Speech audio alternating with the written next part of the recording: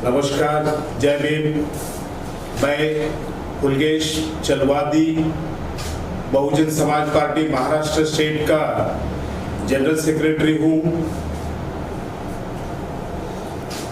Sir, बात करें EVM, आप कर रहे ईवीएम की बात कर रहा हूँ मैं, तो क्या क्या लगता है घोटाला हुआ ईवीएम से? ईवीएम की वजह से हारे हो या किस तरह क्या करिए? यहाँ पे मैं सभी मेरे उपस्थित पत्रकार भाइयों बहनों से मैं कहना चाहूँगा, ईवीएम हटाओ, भारत देश बचाओ। ईवीएम हटाओ, भारतीय संविधान बचाओ। ये मेरा नारा है। इसलिए नारा है, जब से अपने देश में ईवीएम मशीन आई है तब से अपने भारत में एक अच्छा पॉलिटिकल लीडर चुन के नहीं आ रहे। ये मशीन जिसको चाहिए उसको चुनकर लाता है। और आप लोग जानते हैं, बहुजन समाज पार्टी का पहले से नारा है कि कांग्रेस सापनाथ है तो बीजेपी ये नागनाथ है। ये दोनों एक ही पार्टी है। ये दोनों का जो बाप है ये एक ही है। ये सिर्फ दिखाने के लिए ये दो पार्टी है। आपको यहाँ पे कहने में मुझे कहना चाहिए कि इस देश में 1984 में 14 अप्रैल को मान्यवर कांशीराम साहब ने जब पार्टी का निर्माण किया, बहुजन समाज पार्टी का, ये निर्माण इसीलिए किया, भारत देश में जो 15% लोग 85% लोगों के ऊपर रूल करते हैं और 85% लोगों के ऊपर जुल्म करते हैं, इसलिए पार्टी बनाई गई थी। ये पार्टी का मुख्य उद्देश्य था एससी, एसटी, माइनॉरिटी, ओबीसी ये सभी को हुकुम में लाने के लिए ये पार्टी बनाई गई थी। आप लोग देखे होंगे कि मान्यवर साहब ने उत्तर प्रदेश देश का सबसे बड़ा जो राज्य, यहाँ पे 4 बार बहन कुमारी मायावती जी को यहाँ के सीएम बनाए और उनके कार्यकाल में जो काम हुआ उत्तर प्रदेश में, ऐसे कभी कोई भारत देश में काम हुआ नहीं है। इसलिए ये जो कांग्रेस बीजेपी डर कर इस देश में ईवीएम लाए, क्योंकि आने वाले दिनों में इस प्रकार से रहेगा तो पूरे देश में बहन कुमारी मायावती जी राज करेगी और हमारा क्या होगा, इसलिए ईवीएम लाया। आप देखो 2007 के बाद भारत देश में जो पार्टी बहुत ही 84 में फॉर्म हुई और जो जोर में बढ़ रही थी, वो पार्टी को खत्म करने का ये लोगों ने किया। तो मैं बोलता हूँ, इतना ही नहीं कि हर अच्छे जो संविधान के साथ चलने वाले, डेमोक्रेसी के साथ चलने वाले, जो बाबा साहब के, फुले जी के, शाहू महाराज के विचारों पे चलने वाले को ये लोग किसी न किसी तरीके से पॉलिटिकली उनको हैंडीकैप कर रहे हैं।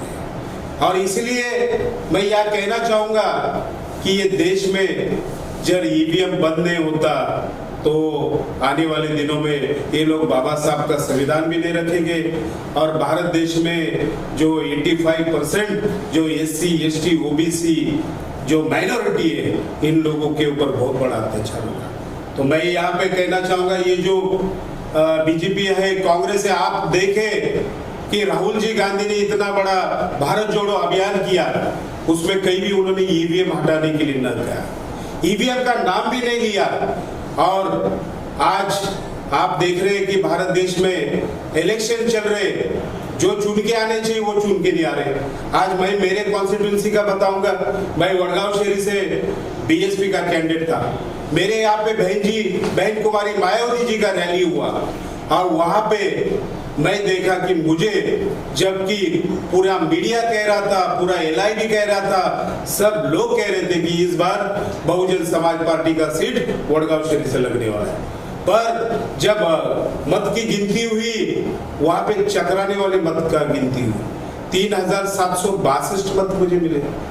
मैं तो नगर सेवक रह चुका हूं और वहाँ पे मेरा जो काम है, मेरा एजुकेशनलिस्ट बोल के मुझे पुणे में जाना जाता है, क्योंकि मैं बहुत बड़ा सीबीएसई स्कूल चलाता हूँ। और उसके साथ राजकीय हो, सामाजिक हो, हर एक इसमें काम करता हूँ। वहाँ देखा गया तो वहाँ पे सिर्फ 3062 वोट्स मुझे मिले। और इतना ही नहीं, जाके हमने महाराष्ट्र में हर जगह जहाँ पे बहुजन समाज पार्टी के जो उम्मीदवार खड़ा किए थे वहाँ पे देखा गया तो किसी को 500 वोट है, किसी को 200 वोट है, किसी को 1000 वोट है, किसी को 2000 वोट है। इस चीज से ये मालूम होता है कि पूरा ये इलेक्शन में मैनिपुलेशन किया गया है कि मेरा जैसा कैंडिडेट को मिनिमम लाख वोट तो मिलना चाहिए था। जब लाख वोट मिलने वाले को 3762 वोट मिलता है तो इसका क्या होता है कि ईवीएम होता है। और क्यों? मैं संविधान पे काम करने वाला बहुत, आज मैं अनेक सालों से भारतीय संविधान पे मैं काम करता हूँ, संविधान का प्रचार का काम करता हूँ, संविधान को लेके मैं लोगों में एक प्रोत्साहन और एक प्रभुत्व का काम करता हूँ। तो इसलिए ये लोगों ने आज ईवीएम को लाकर अच्छे अच्छे जो लीडर है, और वो लीडर के साथ साथ मैं यह कहूंगा इनको महाराष्ट्र में बहुजन समाज पार्टी में देना है। क्यों? कि शाहू फुले की जो भूमि है वो महाराष्ट्र है। ये भूमि में कभी बहुजन समाज पार्टी अपना सीट लाएगी तो भारत देश में बहन कुमारी मायावती जी को यह देश के पंतप्रधान बनने में टाइम नहीं लगेगा, इसलिए ये कर रहे हैं। तो मैं सभी से अपील करता हूं, देशवासियों से, मेरे महाराष्ट्र के वासियों से और मेरे पुणे वाले से, कि आने वाले दिनों में हम लोग ईवीएम हटाने के लिए हम सब घर के बाहर नहीं निकलते तो ये ईवीएम हमें खत्म करेगा। आप देखते हैं अमेरिकी देश ये ईवीएम इस्तेमाल नहीं करते, तो जब इतने एडवांस कंट्रीज ईवीएम इस्तेमाल नहीं करते तो हमें करना चाहिए क्या? और आज हम चुप रहेंगे तो आने वाले दिनों में हमें चुप किया जाएगा। आज देखते आप ये ईवीएम का आवाज उठाने सबने शुरुआत किया तो उसमें आप देखिए परभनी में जाके बाबा साहब अम्बेडकर के संविधान के साथ उनके स्टैच्यू के पास छेड़छाड़ किया। वो छेड़छाड़ में आवाज उठाने वाले सोमनाथ सूर्यवंशी को मर्डर किया गया, पर आज तक उसके ऊपर कुछ भी नहीं हुआ। आप देखते अमित शाह जी ने बाबा साहब अम्बेडकर जो संविधान निर्माता है उनके खिलाफ जो बात किया वो इतना निंदनीय था, जिसके लिए बहन कुमारी मायावती जी ने पूरे देश में 24 दिसंबर को पूरे देश में आंदोलन किया। और आज ये कहूंगा, जो आदमी बाबा साहब को तो सारे लोग भगवान मानते, जिन्होंने वन मैन वन वैल्यू ये करके दिखाया, आज एक सामान्य आदमी होगा और राष्ट्रपति होगा इस देश में, जब अपना राजा बनाने निकलते तो उनको समान अधिकार होता। ऐसे डॉक्टर बाबा साहब के बारे में बोलते और उतने बोल के आप देखें तो ये 17 तारीख को बोला, 18 तारीख को आपने देखा बॉम्बे में जो गेटवे से जो ये गारापुरी को जाने वाली बोट थी जिसमें बहुत सारे लोग थे, उसको भी मिलिट्री के बोट ने उड़ाया, क्योंकि मिलिट्री का बोट उड़ाएगा किसी को भरोसा नहीं लग सकता, क्योंकि इतने ट्रेंड होते। तो ऐसे ऐसे किस्से देश में घट रहे, आपने देखा है पुलवामा भी हो चुका है, ऐसे बहुत सारे किस्से। तो मैं सभी से अपील करूंगा, आने वाले दिनों में आप ही नहीं, हम ही नहीं, सारा लोग मिलके रास्ते में निकलते, घर से बाहर निकलते और भारत बचाओ ईवीएम हटाओ, संविधान बचाओ ईवीएम हटाओ, ये नारा लेकर हम सब काम करेंगे। इतना ही मैं कहता हूँ। सर, सुना हमने कि आप कोर्ट भी जाने वाले थे, कोर्ट सर अभी कोर्ट में आपने देखा है कि उन्होंने इलेक्शन के नॉर्म्स में बहुत सारा रेक्टिफिकेशन किया है और कोर्ट जाके न्याय तो मिलने वाला नहीं, पर हम कोर्ट का भी रास्ता रखेंगे।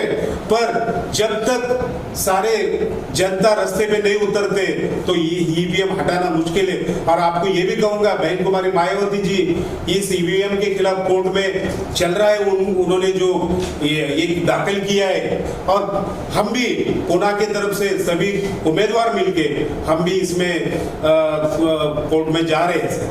क्या ऐसा होता है? ईवीएम ही होता सब कुछ, तो फिर और जब यूज सरकार नहीं आई, कई जगह सरकार नहीं आई उनकी, वहाँ पे क्या होगा? सर देखिए सर, ये लोग बहुत शातिर लोग हैं। जहाँ छोटे प्रदेश होते हैं वहाँ पे कुछ वहाँ के पार्टीज को ये देते और जहाँ पे बड़ा स्टेट्स मिलते वहाँ पे वो छोड़ते नहीं सर, और वो भी इन्हीं के मैनिपुलेशन से बनता है सर। और ये कैसा, ये जब समझो वही वहाँ भी मैनिपुलेशन दिखाएंगे पूरा, तो देश में लोगों में इसका ये हो जाएगा, इसलिए ये लोग ये सब पॉलिटिकल ये कर रहे हैं सर। तब पुणे से मुंबई आए खास किस वजह से, यही कहने के लिए प्रेस को या कुछ और भी बातें हैं? सर मैं तो देखिए, मैं एक्चुअली बॉम्बे इसलिए आया, बॉम्बे ये देश की आर्थिक राजधानी है, और जो बॉम्बे में बोला जाता है वो पूरा देश ही में, पूरे वर्ल्ड में मालूम हो जाता है सर। आज पुणे कैसा है, एक पश्चिम महाराष्ट्र में आता है, तो बॉम्बे ये भारत की फाइनेंशियल कैपिटल है, यहाँ मैं आवाज उठाऊंगा तो सबके कानों दुख जाएगा, इसलिए मैं आज यहाँ पे आया।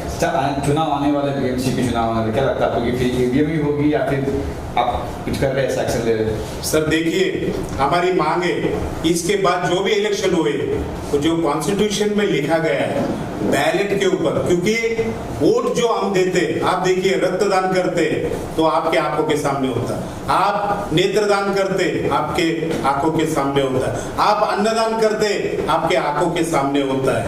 और जो भारत के कॉन्स्टिट्यूशन में डॉक्टर बाबा साहेब अम्बेडकर ने लिखा है वो बैलेट से वोटिंग होना चाहिए, हमने हमारे आंखों से देखना चाहिए, हमें फील होना चाहिए हमने इनको वोट दिया है, तो वो चीज ये ईवीएम में नहीं हो रहा है। और आप लोग जानते हैं कि इलेक्ट्रॉनिक का कोई भी माध्यम हो उसको मैनिपुलेट किया जाता है, तो ये मैनिपुलेशन के लिए इन लोगों ने लाया, इसलिए बंद होना चाहिए।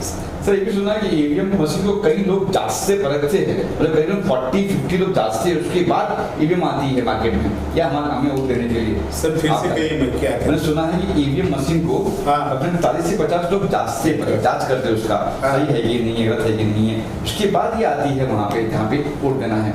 ठीक है सर, देखिए भारत देश में कि हर चीज को कंट्रोल करने के लिए उसके डिपार्टमेंट्स बने हुए सर। देखो ड्रग के लिए भी, जो ड्रग बोलते हैं हम मेडिसिन बोलते हैं, उसको चेक करने के लिए भी कोई यंत्रणा है। और आप बोलते खाना जो रहता है, फूड ग्रेन्स रहते हैं जो ये रहते हैं, उसके लिए भी चेक करने के लिए होता है। होटल्स होते हैं, होटल के ऊपर भी होता है। पर आप देखिए ईवीएम को जांच करने के लिए कोई अपने अंदर यंत्रणा ही नहीं है भारत देश में। और ये क्यों नहीं है? ईवीएम उन्हीं के पास है और वो किसी से चेक करवाने नहीं चाहते।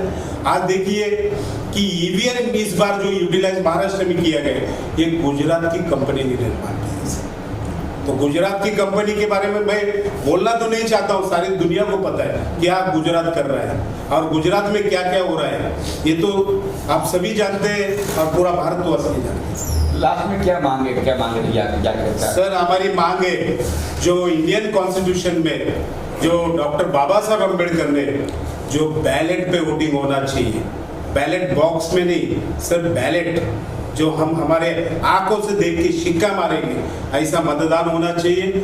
उसी टाइम हर भारतीय को लगेगा ये मैंने वोट दिया है, ये इनको मैंने क्रिएट किया। आज आप देखते हैं जो आमदार, जो खासदार, जो नगर सेवक जो ईवीएम से बने हुए, वो उनको ना पब्लिक जानती थी, ना कभी उन्होंने पब्लिक को अपना समझा है, ना पब्लिक का काम किया है। सर आप देख रहे हैं आज कि ईवीएम से बने हुए ये जो भी नगर सेवक, आमदार, खासदार है, उन्होंने कि देश का काम किया कि खुद की संपत्ति बढ़ाई, इसके ऊपर आप देखिए। भविष्य में आंदोलन करने वाले बस ईवीएम को लेकर? सर अभी देखिए हम लोग, ये तो आज का मेरा शुरुआत है, मैं आज के बाद हर दिन एक ही काम करूंगा सर, मेरे पार्टी के लोगों को लेकर, जो हारे हुए उम्मीदवारों को लेकर। और सर मैं अकेला बहुजन समाज इसमें पीड़ित नहीं हूँ, बहुत सारे पार्टी भी पीड़ित है, बहुत सारे पार्टी भी पीड़ित है और बहुत सारे इंडिपेंडेंट कैंडिडेट भी पीड़ित है। तो हम सबको लेके ये लड़ाई लड़ेंगे और मुझे भरोसा है कि ये देश में लोग जब अन्याय होता है तो घर से बाहर निकलकर न्याय लेता है और वो जरूर होगा। सर अभी आपने बोला कि मैं नगर सेवक रह चुका हूँ, आप नगर सेवक रह चुके हैं, आपके जीतने का कारण क्या था और जब चुनाव हुआ था तो वैलेट पे हुआ था कि ईवीएम पे हुआ था? देखिए सर, मैं 2002 में पुणे से कलश दानोरी ये प्रभाग से मैं नगर सेवक था। उस वक्त जो वोटिंग हुआ था वो बैलेट से हुआ था सर। तो उसके बाद से जितने बार जो ये ईवीएम मशीन से हुआ उतने बार मैं हारा हूं सर। और जनता मेरे साथ है और रोज मेरे यहाँ मिलने के लिए, मेरे से काम करवाने के लिए मिनिमम मेरे ऑफिस के बाहर पूरी गर्दी लगी होती है, पर वोट कहाँ जाता है यही मुझे नहीं पता सर। ईवीएम में भी बटन दबाने पर आता है कि किस पार्टी को, किस चिन्ह को आपने वोट किया। आप कैसे कहते हैं कि वो बैलेट पेपर सामने होता है, ये नहीं होता है? टेक्निकली आप कुछ प्रूफ कर सकते हैं कि? सर देखिए, आप जो कह रहे हैं वो इलेक्ट्रॉनिक मशीन पे दिखता है सर। आज आप घर में टीवी लगाओगे, टीवी लगाने के बाद जो पोस्टर आपको अभी दिखेगा, टीवी लगाने के बाद वो कुछ देर के बाद डिसअपीयर होता है सर, दूसरा आ जाता है। तो उसी प्रकार से सर ऐसा रहता था कश्मीर और झारखंड बीजेपी क्यों हाथ से जाने? सर मैं इसके पहले भी आपको कहा कि वो लोग पूरा ही मैनिपुलेशन नहीं करते सर, क्योंकि जो राज्य में ज्यादा सीट्स होते हैं तो वहीं पे वो लोग ये करते हैं, क्योंकि वो शातिर लोग हैं। आपको मैंने कहा लोकसभा चुनाव में जो प्रतिष्ठा की सीट थी, उत्तर प्रदेश की सीट है, बीजेपी ने जानबूझ के गंवा दिया गया सर। वो ये तो मैं कहूंगा जानबूझ के ही गंवाए उन्होंने सर, क्योंकि पब्लिक में अवेयरनेस नहीं आना चाहिए। पब्लिक को ये उनका जो चोरी है पकड़ा नहीं जाना चाहिए, इसलिए ये मैनिपुलेशन करते हैं सब। लेकिन ये एलिगेशन एक बार भी किसी ने साबित नहीं किया कि जो ये ईवीएम मशीन है उसके चलते ये सब हो रहा है। कंप्लेन तो बहुत से आया है, लेकिन एक बार नहीं प्रूफ हुआ। टेक्निकल एक्सपर्ट्स जो है उन्होंने कहा कि ये संभव ही नहीं है। आप बोलते हैं जिसको जांच करने की कोई मशीन नहीं है, तो जब ईवीएम मशीन जांच करने की मशीन नहीं है, कोई एक्सपर्ट नहीं है, तो उसमें फ्रॉड करने की मशीन और एक्सपर्ट कहां से आ गए? सर देखिए, जिन्होंने आज तक इसको साबित करने का कोशिश किया वो लोग आज तक किसी को मिल नहीं रहे। जिसकी लाठी उसकी भैंस, इस प्रकार से आज कांग्रेस की सरकार की, तो उनकी लाठी और उनकी भैंस कहाँ चलेगी? सर मैंने तो आपको क्या बोला, उनकी भैंस को किसने भगा दिया? सर देखिए, मैं आपको कहा इसके पहले, दोनों भी एक है, दोनों भी एक है। मैंने बोला आप बोलते हैं गुजरात की सरकार है, गुजरात के जो है आप अडानी पर कर रहे हैं क्लियरली बात, तो अडानी की जो कंपनी है कई कांग्रेस शासित प्रदेशों में भी तो अपना काम कर रही है, तो वहाँ के लिए कोई कुछ नहीं बोलता। सर देखिए, मैं बोला ना सर कि आज जो सरकार चल रहा है ये अडानी और अंबानी जी का सरकार है सर। और मैं आपको ये भी बोला कि पहले भी जब चल रहा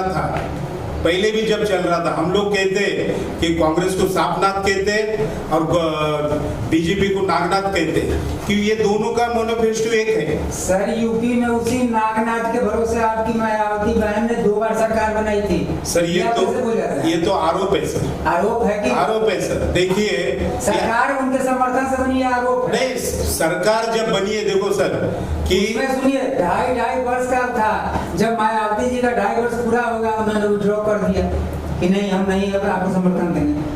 देखिए सर, ये बात है बहन जी की बात, दोनों पक्ष को साथ में लेकर एलिगेशन लगाइए ना सर। देखिए, मैं तो सीधा ही कहता हूँ, कांग्रेस सांपनाथ और बीजेपी नागनाथ। और आपको ये भी कहा है कि ये दोनों एक ही बाप के बच्चे, और वो ठीक है, वो आपका अधिकार है, जो कहिए बाप के दादा को कहिए, वो उससे हम लोगों का कोई अधिकार नहीं बोलने का।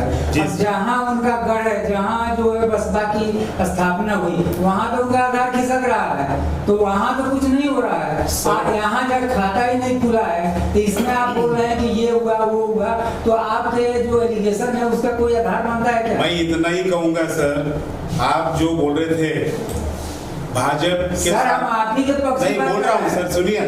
नहीं हम ये ऐसा इसलिए बोल रहे हैं ताकि हम पर कोई ये ब्लेम नहीं करें कि आप पक्षपात को रिपोर्ट लिख रहे हैं या बोल रहे हैं। हम क्रिटिसाइज इसलिए आपका कर रहे हैं ताकि सही बात आप समझ सकें। आप अपनी पार्टी के लिए, मायावती जी के लिए समर्पित है, बात अलग है, लेकिन जो फैक्चुअल जो तथ्य बात है उसको देखकर आप बात कीजिए ना। सर मैं इतना ही कहूंगा, आपका सवाल का जवाब बैलेट से मतदान हो गया है, यूपी में दिखेगा कि किसकी सरकार आती है। तो इसलिए हमारी मांग है कि बैलेट से होना चाहिए। ठीक है, देखिए ये मांग करना अलग चीज है कि बैलेट से कीजिए, आप इसके लिए आप आंदोलन चलाइए या निवेदन कीजिए, लेकिन ये ईवीएम जो है ये फ्रॉड है, ये आपका कभी प्रूफ होने वाला नहीं है। अंत में आप ही सरेंडर मांगेंगे। सर मैं तो आपको यही बोला कि जिसकी लाठी उसकी भैंस। नहीं ये तो सिर्फ बीजेपी पे थोड़े लागू है।